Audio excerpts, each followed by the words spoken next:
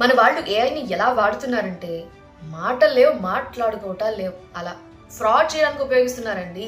ఇలాగానే continue చేశారంటే e commerce sites పని అయిపోయినట్టే, క్లోజ్ చేసుకోవాల్సిందే.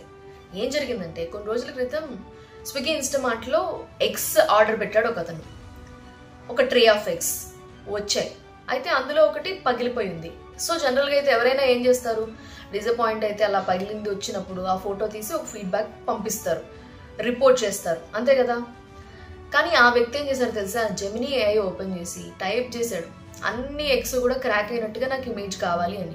ఏఐ కూడా అలానే ఇచ్చింది. ఇమేజ్ చూస్తే మీకే అనిపిస్తుంది ఎంత రియలిస్టిక్ గా, ఫ్లాలెస్ గా, అసలు మీరు డిస్టింగ్విష్ చేయడం అనేది ఇంపాసిబుల్, అది రియలా ఫేకా అని. ఆ ఇమేజ్ అలా ఉంది. అన్ని ఎగ్స్ కూడా క్రాక్ అయినట్టుగా అది ఇమేజ్ క్రియేట్ చేసింది. ఇతను స్విగ్గీ ఇన్స్టామార్ట్ లో రిపోర్ట్ చేసి కంప్లైంట్ చేసేటప్పుడు ఇమేజ్ ని అప్లోడ్ చేశాడు. వాళ్ళు ఫుల్ రీఫండ్ కూడా ఇచ్చారు. ఈ విషయాన్ని ట్విట్టర్ లో పోస్ట్ చేశారు ఒక వ్యక్తి. వైరల్ అవుతోంది ఈ పోస్ట్, రకరకాల కామెంట్స్ వస్తున్నాయి. What do you think? ఇలా కానీ ఏఐని ఉపయోగిస్తే ఏమవుతుందంటారు పరిస్థితి?